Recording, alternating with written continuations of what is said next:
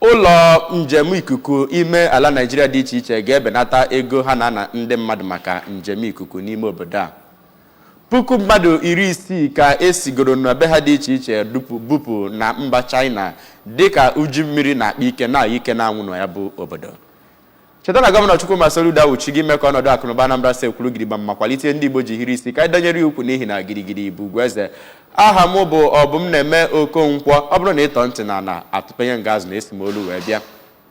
Otu ndọrọndọrọ All Progressive Grand Alliance APGA na hichapụ bekee kwugo na ha nwere atụmatụ ịmalite idebagharị aha ndị otu ha niile n'ala Nigeria gbaa gburugburu n'oge na-adịghị anya. Onye ndu gburugburu ya bụ otu bụkwazi aka na-achị Anambra Steeti Ọkammụta Chukwuma Soludo kwuru nke a n'ụlọ obibi gọvanọ dị n'Amawbịa na nzukọ ndị isi mpaghara wọdụ 326 ya bụ otu ndọrọndọrọ APGA dịka onye nta aka n'obu gọọmenti Ejike Abana ga-esi kọọlụ gị n'akụkọ ugbu a n'oru ya n'uju.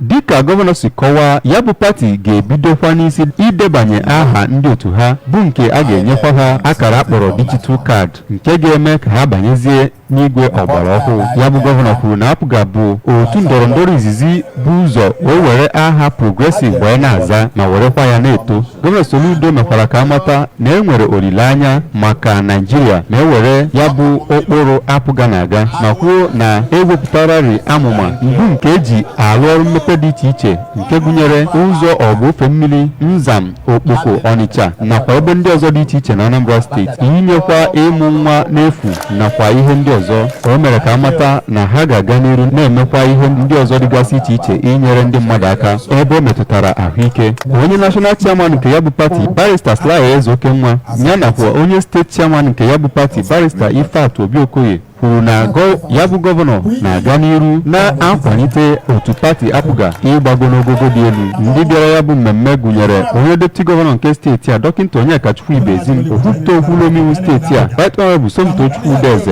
odeakwụkwọ steeti a Prọfesọ Torochukwu Lobel na imerime ndị ọzọ.